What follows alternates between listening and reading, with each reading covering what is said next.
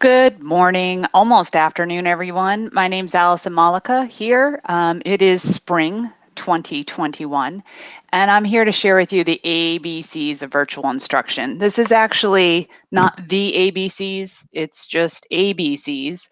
I was asked to pull together a presentation and kind of bucketing it into a theme that we often like to have when we're in workshops or learning programs. So my name's Allison Malika. For context, I have a master's in educational technology from Lesley University. I'm currently the director of NHTI's Business and Training Center.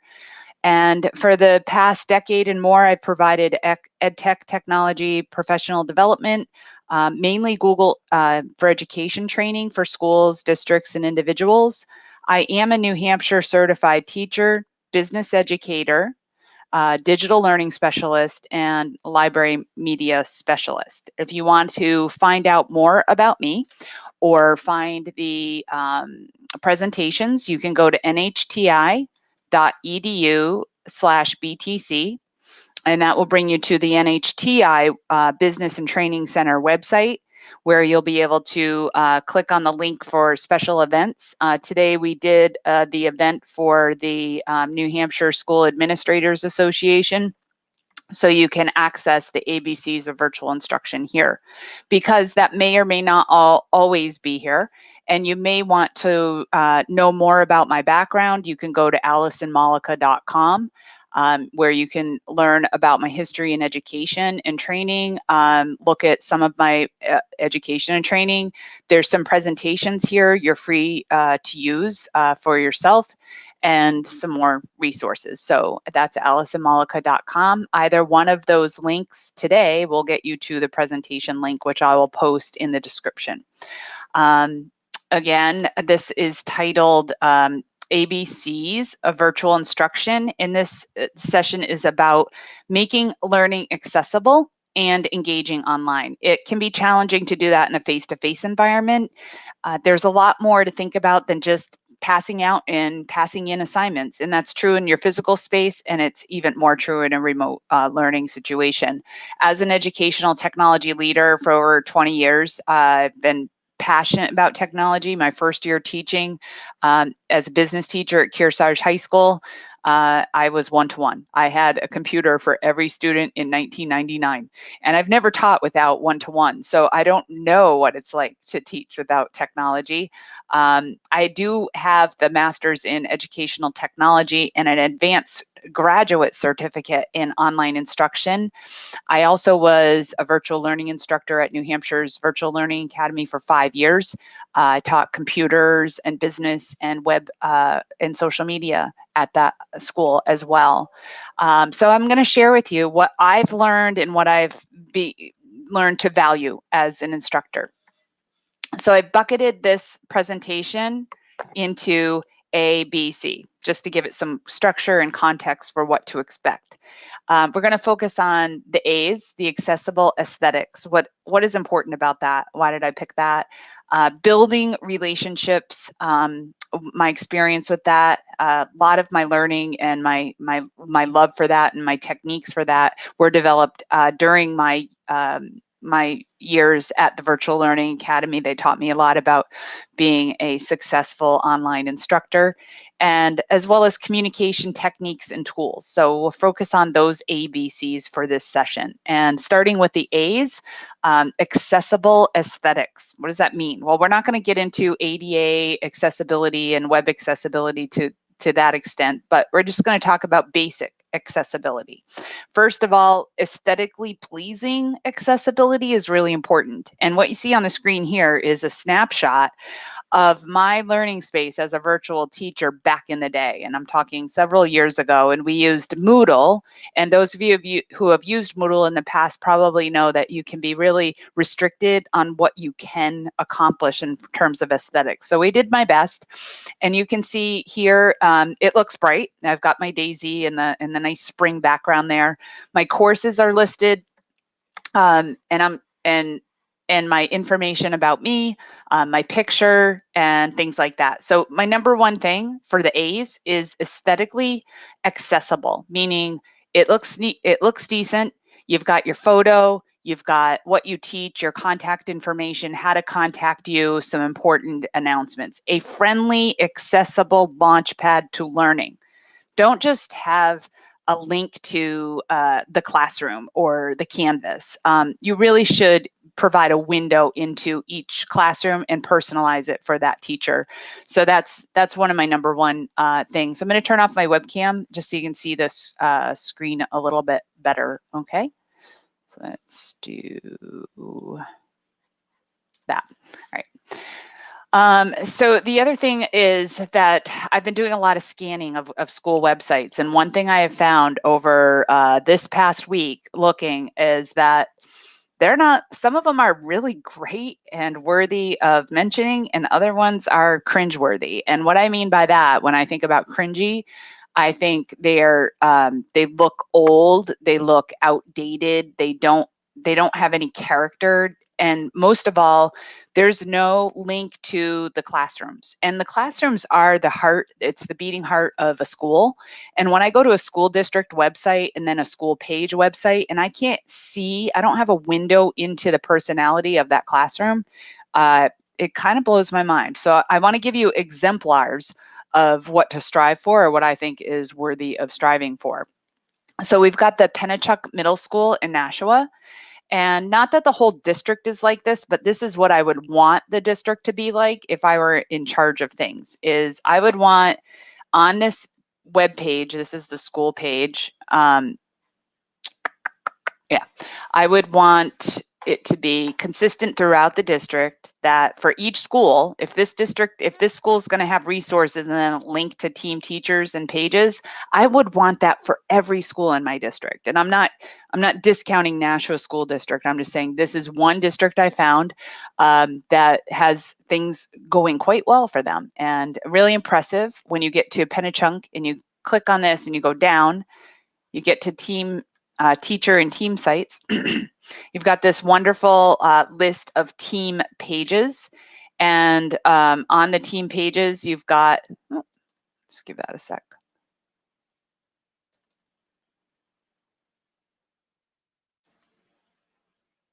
There we go. Sorry, clicked on the wrong link.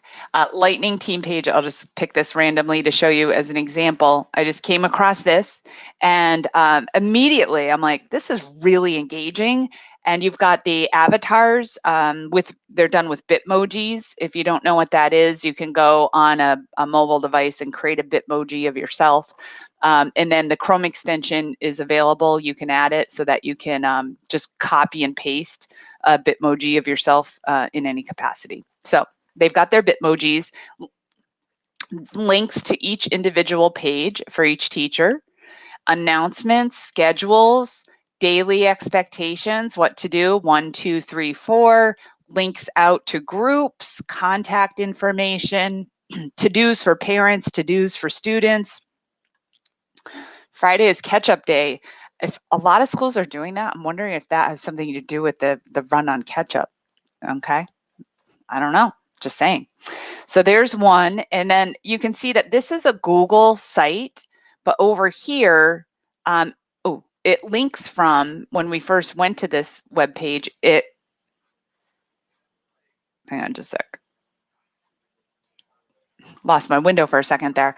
It links from a Blackboard site. So this is actually a Blackboard site that goes to a Google site. So it's noteworthy to say, hey, it doesn't matter what the technology is. It doesn't matter what the tool is. It's the presence of the information that you're providing. The other shout out I wanted to give was to Salem School District, because one thing I feel very strongly about, if I had a magic wand to wave for any district that I was responsible for, I would say you want to be consistent, not only school-wide with each teacher page having the bare minimum, what do the teacher pages have, and be consistent for every teacher to have that information available, because parents have kids of different ages. So it's very unfair for one parent to access Tommy's teacher's website and it has everything they need, and Susie's teacher has nothing. So we are in a day and age, we've had a year past COVID, we really should be, really on the stick when it comes to this stuff. So I want to give a shout out to Salem. They created a remote learning center. And again, pointing out to the fact that this is done with LibApps, which is not Blackboard or Google. And if I go to elementary and I click on grade 2, for example, I'm going to see the Google Classroom on the left and then the teacher on the right. And if I go to back to remote learning and I click on grade 3, I'm going to see the same information, same layout. I love this. This is fantastic. I give them 5 stars for this effort. Also, if you go to middle school, it changes slightly, but as it changes, it stays consistent with the school. So I encourage you to have a look at that, and I encourage you to think about, does every teacher have a launch page for your district? And it doesn't matter if you're going back to face-to-face learning or not. The parents aren't coming back. The community isn't coming back. Everyone should see the character of your school. There's no reason not to have a window into what's going on in the classroom. And I think this would be one of my #1 priorities if I were leading a school district, is to get on the stick with the web presence and the classroom launch pages, if you will. So there's the A's. The A's are aesthetic accessibility, important. The B is building of relationships. And I mentioned that I was heavily influenced and built a lot of skills in this area when I worked for the Virtual Learning Academy. Our first day of training on the board, only thing on the board in the room was relationships, relationships, relationships. And it couldn't be closer to the truth. Focusing on the person, not the content, will bring meaning to the content. And we in education can really get away from people. I remember in college, in a classroom, I worked on the road as a sales rep. So, I was beating the streets to get to class at 5 o'clock at night, and the classes would run like 5:30 to 10:30. So it'd be like one class would be from 5:30 to 8, and the other would be from 8 to 10:30. I had this one teacher who had those clear sheets that you put on the overhead, hand type, single space typed dates, ancient history, BC, blah, blah, blah. And I just wanted to stick a fork in my brain. And I couldn't believe how poorly taught the class was. So I remember that teacher was not at all concerned with building relationships. They were focused on the content and content only, and it was terrible. So focusing on the person, not the content, will bring meaning to the content. And that's also true for technology. The tool is a vehicle to help build the relationship. The tool is not important. Knowing all the bells and whistles of a tool because you can say you're tech savvy is no good. If it helps leverage your ability to communicate, that's a good thing. So right now I'm using a new tool called StreamYard.com, and it allows me to live stream a presentation on the fly. It's easy to use. I didn't have to do much teching to make it happen, and I'm able to share this presentation as promised with my stakeholders. So effective communication is the key to relationships, right? Effective communication is the key to relationships. When relationships start breaking down, it's usually because of communication issues. And relationships are also the key to success in a virtual learning environment. And you might be thinking, well, what about a physical space? For anything I say here today, it relates to physical space as well. But when we pushed, masses to remote very quickly, there became an obsession with the tool. And there have over the years been a unique obsession in the ed tech community with being tech savvy. And it's one thing to be tech savvy, and it's one thing to just know how to use a lot of tools. And again, I'll just go back to the relationship. It's not the tool, it's how it helps you leverage the relationship in your environment, okay? So my tip, how do you build relationships? Well, I've got some really low-tech tools that you can use to do that. One is the survey, the Getting to Know You survey, and the other is individual meeting time. Now, we tend to, if you remember, I remember my last stint as a teacher is the meetings with parents take place at the end of first quarter. You end up having your quarterly meetings. You might get a questionnaire about kids from parents, but it's not typically followed up with a one-to-one at the beginning of the year. And I think that's where we fall short. That's another takeaway I got from as a virtual instructor, is that mandatory welcome call. And I think that I've been able to incorporate that, reaching out to parents and being more on the fly connected with them. And I use the Getting to Know You survey to start that process. So the first thing is, it can be a Google form, it could be a Survey Monkey, it could be a piece of paper you send home, for crying out loud, that they mail back through the USPS. It doesn't really matter how you get that information, but I'll show you the advantages of the Google form. First is, you can email it out to everyone and they can take it on their device, any device they have, and you can ask any number of questions you want. What I like about this is you can have some questions be required and some questions not. So this is not very sophisticated. We're asking their name and maybe their class. And here's a couple of simple questions. What's your favorite subject? What's your least one? What subject would say you're good at it? You know, what would a subject say about you? And what is one thing, at least one thing I should know about you? More than one is great. So answer something. And then hit next. And I just did this, and you have to be careful with that. If, you know, if you're getting those types of responses from from your middle school or high school because they're, you know, over surveyed, you have to be creative with how you get the information. But I still say it's worth doing, or worth trying to do. If you're having so much trouble with it, it's not worth it, then you can find a different avenue. Some students and parents like to overshare, so you can make some questions optional. So if you can find out more, ask. If they don't want to fill it out, they can go ahead and skip those and hit submit. So let's say that you did use this Getting to Know You survey or welcome survey. You then have the opportunity to leverage data. And teachers, well, I'm going to just say business, anybody in general, spreadsheets are one of the #1 areas of training needs in business and education, Google Sheets or Excel, because you can get into the sheet, but then what do you do with the sheet? For example, how many people know how to have the yeses and the nos in do you belong to any clubs outside of school turn green automatically when they hit submit and their data comes in the form? Oh, no is red and yes is green. How many people know how to do that? Like that's something people should know how to do. And there's far more you can do with it. For example, you can create pivot tables, and pivot tables allow you to pick specific data, and then it'll break it down into a quick table. So even if I didn't have this chart, I'll make this go away. You can see I've got art down to writing, but very quickly, if I look over here, I don't know that math is #1. I kind of get a sense because I've got it color coded here, but by creating a pivot table for favorite subject, very quickly I know that math is the #1.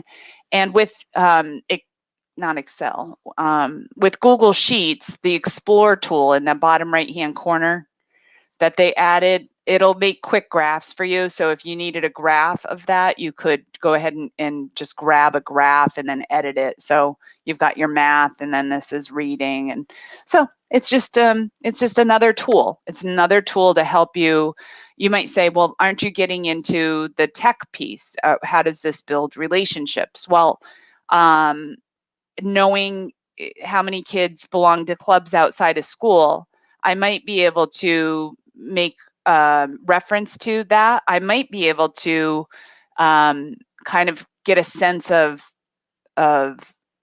you know, how student behavior is affected by whether or not they belong to a club outside of school. What is your biggest achievement so far? What are you looking forward to? What do you like to do after school?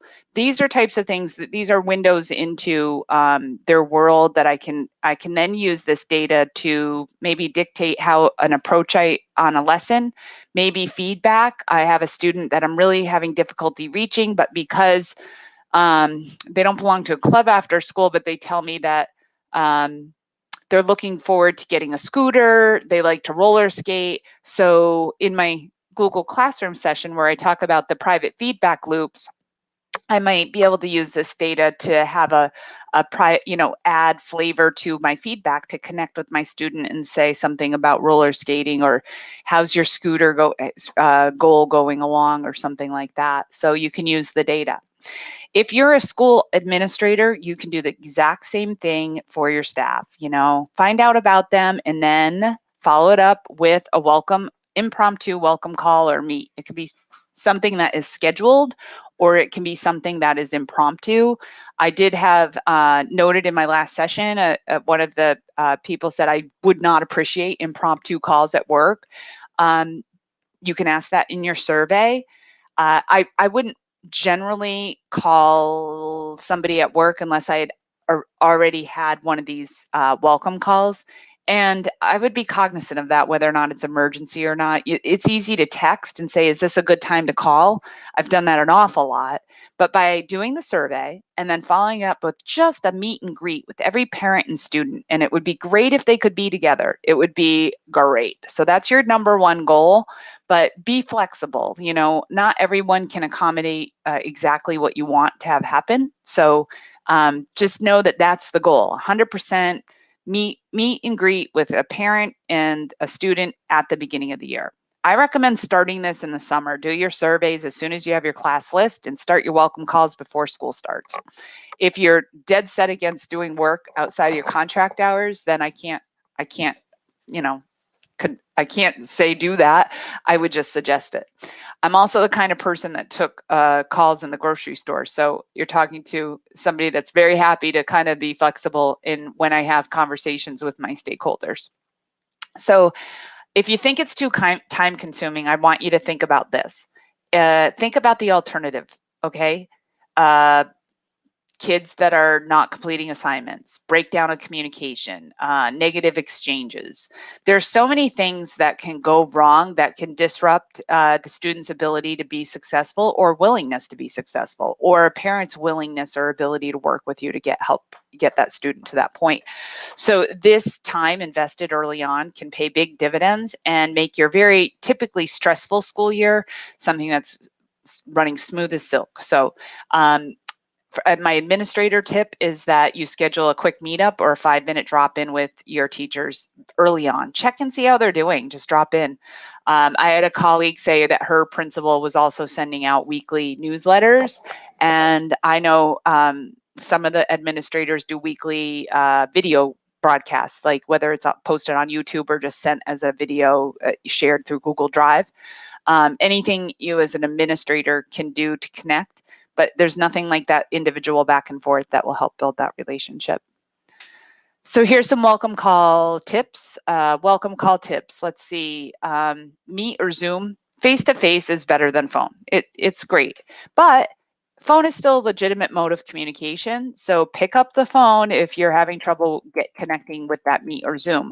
Or if you're scheduled for a Meet and Zoom and they don't show, it's perfectly okay to make a phone call and say, oh, I'm in the meet. I was wondering if you're having trouble joining. Don't walk away from the opportunity to meet. If the meeting's scheduled, come hell or high water, make that meeting happen if you can. What matters is that you're able to connect with your voice. If I were to take my video away right now, you still have my voice. I'm still human. You're not sitting here reading the slides. You're listening to me, and I'm smiling while I'm talking to you. So it has an element of positivity. So I just can't stress enough the importance of that initial call. And if scheduling is an issue, if you can make an impromptu text or call and see if you can just say hello, that'd be great. If not, try to get something on the books. What happens when you have that ability to connect by phone and the parent knows you, is you're going to be able to establish a communication channel that can reduce email stress. Because if you don't do this and something comes up, the initial email that you send where you have an issue, even if it's not a negative problem or a big deal, it's going to sound like a big deal and it's going to be negative. And if parents are stressed and they're reading an email, they're reading it with negativity and stress. So you are going to have opportunities or the need to email with parents back and forth. And that communication channel can go sour really quick if you don't have a quick bounce back through text or phone. The welcome call meeting makes all of that better. Need a quick scheduling tool. Here's my little tech tip. I'll come back and see you now. My little tech tip is that if you don't have an add-in to your calendar, which all districts should be paying for some kind of add-in for the calendar, okay? If you like schedule once or something where they can click on a link and make an appointment. But if they don't, you can use a Google form and send and post it on your website or share it by email, and they can select a time. And then I'll show you real quick. Let's see if I can do this, make this big. I won't play the sound. I'll just kind of demo what I'm talking about. So they can select the time, they put in their name, and then the time goes away. Let's see. There we go. So they're selecting 11:30 and they're putting in what they want to talk about, blah, blah, blah. They do that and that time will go away for the next person. And then you have everything selected or collected in a spreadsheet, their contact information. And that is done through Google Forms and the Choice Eliminator Lite add-on. And if you would like to watch that video, it's on this YouTube channel, or you can go to alicemalika.com and access this presentation. Most people have a scheduling tool already open for them through their district. And I do recommend that the district buy something, but if you need something quick and free, that works. During your opening one-on-one, be friendly, friendly, friendly, friendly, friendly. Okay, I don't care how rotten your day is. If it's so rotten you can't be friendly, do not have your welcome call. Don't have any call with parents or work with students if you're having a bad day. Just reschedule it. This is your best chance to make your first impression, and your first impression should be friendly and welcoming and make parents want their child to be with you, and for you, for your students to want to work with you. So that's the goal. Your goal objective at the same time is to learn, be keen and cognizant of learning. Is your learner passive? Are they active? Are they happy? Are they sad? Are they vague? Are they interested? Take note of that. Try to make a connection, but really try to learn as much as you can about them and any life challenges they might be having at home or their parents might be having that you should be cognizant of as you go through that learning journey together. Help. Offer them help. Do you have any questions about the course? And also show them where to access materials, especially if we're talking about online classes. Anything that they need that you can provide them, show them, walk them through some of the first steps, that would be great. And not only that, make screencasts of things that might typically be things they need help with again or over and over again, or maybe you won't have time to show them. And have those ready to go in your follow-up email. And just say, just like I said, here's a link that will walk you through the steps to do ABC 1, 2, 3, find my site, blah, blah, blah, turn in work, whatever will help them make their job starting the class easiest. That's what I recommend. You're in the customer service business, believe it or not. So you're building relationships, you're providing services, you're getting things started. Now you have to think about, how do you build community? So you're looking at the individual relationship, but how do you build the community relationship? So 2 tech tips I have for you. The Google collaborative slide works great. It's low tech. Anyone can do it, and I mean anyone. You can ask them to create a single slide and send it to you, and you can easily do the rest. You can share it with them. You can do it in Google Classroom. There's just so many ways you can do this, but here's a really, this is really not a very good example, but I'll share it anyway. From a PD event I did several years ago with people, where I was just demoing the concept, and then each person puts in their individual slide, and we teach transitions and colors and how to get images in, and nothing real fancy, but in this case we're asking people to just introduce themselves with some contact information. Okay, and these are all like technology trainers, so they don't mind that their information's out there. It's kind of fun to look back at that. So I would say the Google slide is universally accepted as a great way to get the community together. It's low tech. The other low tech option that, and we shouldn't have to say low tech in this day and age, but we tend to, if you have technology tools readily accessible to you that you're using all the time, you can easily get removed from the fact that maybe some people don't have those tools, or they really don't know how to use them, or maybe they won't download the Flipgrid app or something. So that's why I say keep things in mind. That's why I like the Google Collaborative slide. You can really manipulate it in a lot of different ways to get to almost anyone. Flipgrid is wildly important. So we looked at Google, but Flipgrid is a Microsoft product, and it's another tool. I was just reading in the Build Community blog for Flipgrid by one of their contributing editors that they had every single staff member at the district make a little video in Flipgrid and shared it with the students. So this elementary school, let's say, the people that serve food in the cafeteria, the facilities management, the front office people, the nurse, not just the teachers, and they all created their video and introduced themselves to the kids. So I thought that was pretty neat. And here is just a reflection from an event I did, but just to demo how students. My name is Bob, and I started the day off great by reducing my Gmails from 1,800 down to about 10.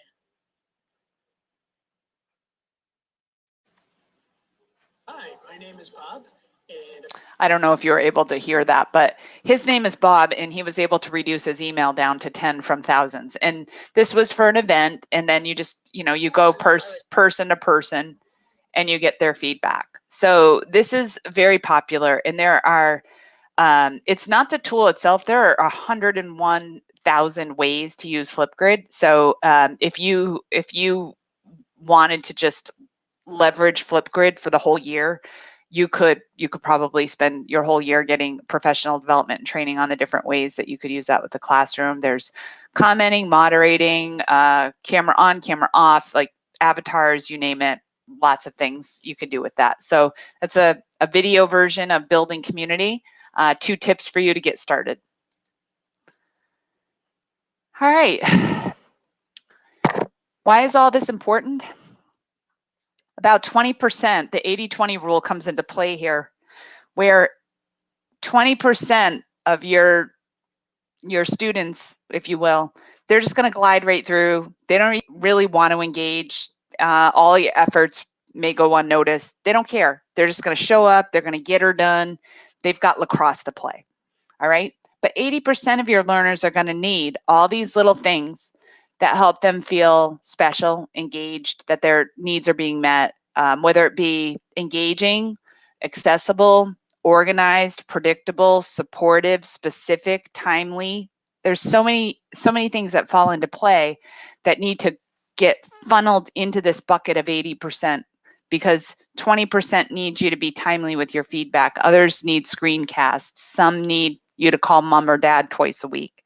So that's the challenge in any educational setting, is knowing how to fill that 80% so that they'll stay engaged. This is a biggie. Smile, smile, smile, smile. It is so important. And here's one thing I've learned is you smile when you talk, even if you're not seen. You smile when you type a message. If you smile, you wouldn't believe how you'll notice tone or inflection. Smile when you're giving feedback on assignments, and smile even when you're not in the mood. You can feel crummy, but if you smile, you will innately be more positive in your exchange with your tone and your word selection. Also, it's a habit, and we know from studies that it takes about 2 weeks to develop a habit that you're trying to develop on purpose. If you're trying to stop biting your nails or drinking 40 ounces of water every morning, it takes a couple of weeks to make that a habit. So maybe have a smile habit goal, and you're going to smile every time and be cognizant of it and put smiley emojis in different places. But if you make it a point to smile, smile, smile, the people you work with will benefit, but most of all, you'll benefit. You will feel better, you will interact better, and everything about your life will be better. And that is true whether you're virtual or face-to-face. Trust me, trust me, trust me. Okay, so we got A's, aesthetically pleasing, B's, building relationship. Now we're sliding into C's, communication and multimodal feedback. So I'm a big fan, always have been a big fan of multimodal communication. As a tech specialist, I had to develop tech lessons, bring them to the classroom. Many times I was teaching the students for the teacher.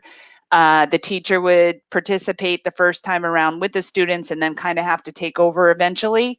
However, in between all of that, I needed screencasts to be there when I couldn't be. So I was making screencasts back in 2008, and that's going to be a big part of our communication set part here. So communicating feedback essentials, what are we looking at? Well, here's some principles of it without the tech is promptness. Whether it's emails, whether it's feedback on instruction or assignments, be prompt. If you're going to be within 48 hours, I think within 24 hours to acknowledge somebody's email. And then if it's going to be longer, if you're consistently going to grade certain work on once a week or something, you need to make that known, and you need to be consistent, and you need to be accountable to that. It's really important that feedback is a loop and it doesn't get broken. And when it comes to work, that people thrive on feedback.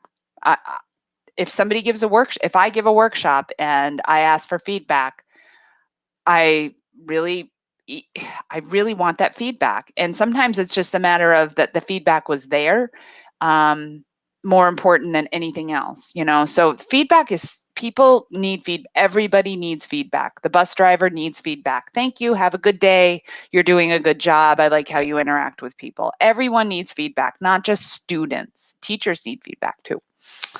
And it needs to be prompt. Compliment, coach, and encourage. This is another something my big takeaway from VLAX, and it's so true. You can compliment, coach, and encourage your feedback even when they need redirection or to make corrections. I'm going to show you an example of that. You can do it every single time. Be specific, and I'm going to show you and reference that in a virtual world, and differentiate. So a quick screencast goes 1,000, I'm going to say 100,000 miles. So let's talk about compliment, coach, and encourage. I have a student in a web design class. They're just learning how to create web pages. The web page I get is like, and it's not anything you would put on the internet, but the student is learning skills. So how do I keep them going, encourage them to keep going? I don't want them to get discouraged, but they definitely need redirection. I compliment, I coach, and I encourage. So, dear Timothy, your snapshot site came out great, compliment, and you did an excellent job learning and applying the new skills to make it all work. Bravo, that's a compliment. There are only a few things. Coach, typos in the introduction and some spacing and padding on the header. I'm attaching a screencast video that explains so you can make the corrections and resubmit, and it's specific. Now, this is where the specificity comes in, and the screencast, boom, nails it. To write down everything that this person needs to do to fix this would take me a very long time, and most likely would result in half of the corrections being made and the learning being confusing. So how do you save the day on this? You do it through a screencast. And I can't play this, but I'll annotate it for you. It says, wow, here's your snapshots, Tommy or Timmy. This is great. So here's a few things I'm gonna show you.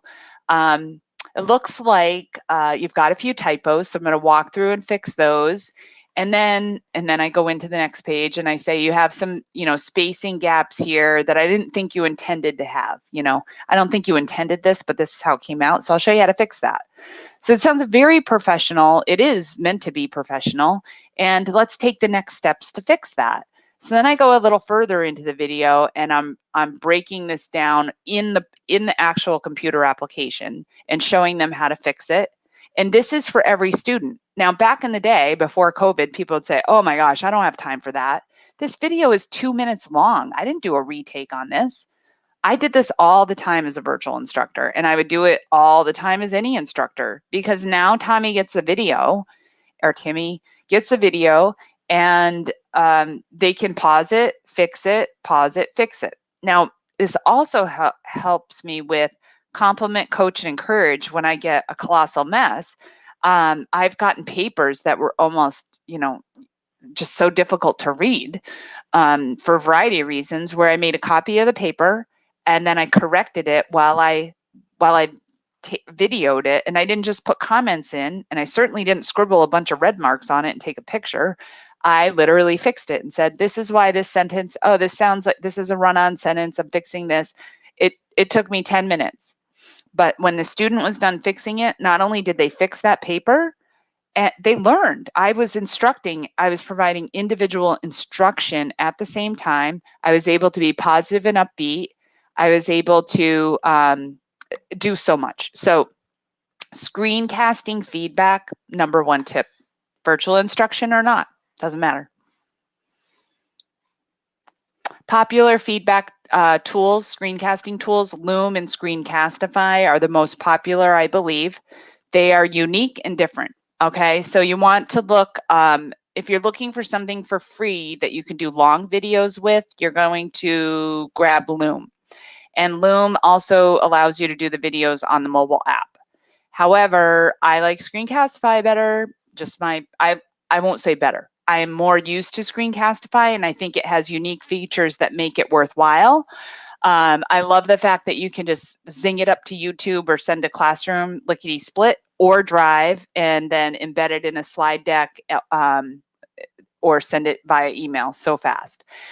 You do have to pay for the service over 10 minutes. But my recommendation for school districts is make sure both Loom and Screencastify are available for all your staff.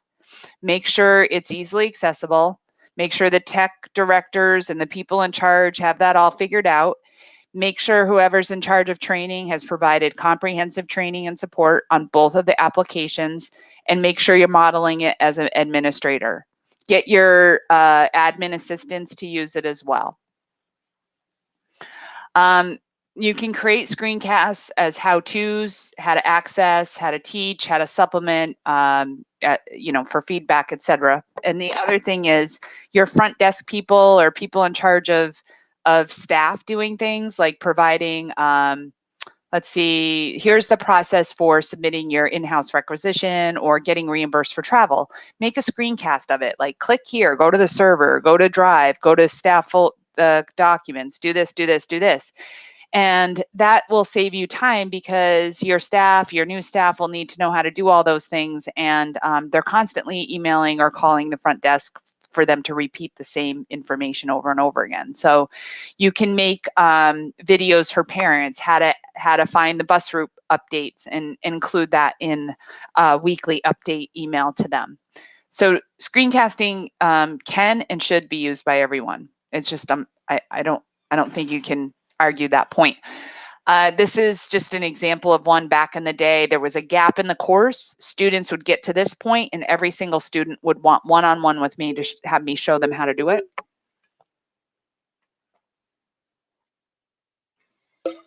Sorry. So I created a screencast. This is how you create a shiny button in GIMP. And if a student didn't watch it and they emailed me and said, I want an appointment with you so you can show me how to do this, I'd say, watch this first, try it. And then if you have questions, then we can do the one-on-one. And that saved a tremendous amount of time. All right. And wrapping this up, final suggestions are don't spread yourself too thin. My favorite recommendation is contradictory to my experience as a virtual instructor. We were told we couldn't have appointments available during our office hours, but we had a grid that said if you had this many students, you had to have this many hours per week for open office hours, and you had to have this many hours per week for appointments. And we had to have monthly appointments with students and parents, et cetera, et cetera. No one came to my office hours ever, but they were always signing up for appointments. So my number one recommendation is have office hours, but also have appointments scheduled there. And if you run into trouble with that, you can always, have more hours available. I never ran into trouble. And I had sometimes like I can't remember, 150 kids at once that I was, juggling. So through 4 courses. So I would say, don't worry about it. Have appointments during your office hours. Squash your time suckers. Make your screencasts for parts of your lesson. Redo your directions. Notice when there's stop gaps, if people are hitting points in your online classroom and asking questions about the same thing over and over again, check to see if your lesson needs to be redone. And take preventative measures by creating rubrics for everything or visual checklists for everything. I'm a big fan of a simple rubric or a visual checklist. And every time I do a presentation, I always have a random takeaway, something personal to share. And this is kind of related to this. I love this book by Kevin Cruz, 15 Secrets Successful People Know About Time Management. I highly recommend the book. You can't get Kevin for less than, I think it's $5,000 an hour. So probably not going to bring him in for a workshop. But a great book with a lot of great tips on time management. And I want to thank you very much. If you've watched this whole video, I would appreciate your feedback. Just go to bit.ly/NHTIBTC. And if you would like to check out our training and workshops, just go to nhti.edu/BTC. And there are links to email us too if you have any questions at all. So thanks a lot. Also this summer at NHTI, we have a number of Google trainings offered. We have Microsoft trainings. We have Power BI, Excel, you name it, 7 Habits of Highly Effective People, Frontline Manager, Data Analytics. We have a lot. If you're interested, you can go to nhti.edu/BTC. Some of the Google training we have coming up is Google Drive, Mail, and Classroom Cleanup on June 10th and 17th. Google Professional Micro-Credential. That's kind of like a 101, getting I'm a Google Pro micro-credential, get your training in Gmail, Calendar, Drive, Forms, Sites, etc. We tentatively have a virtual learning summit scheduled for August 2nd and 3rd. And we can offer any of our professional development training as individualized, customized training for your business or your school. So thank you very much for joining us. And I hope you all have a wonderful spring and a great summer break.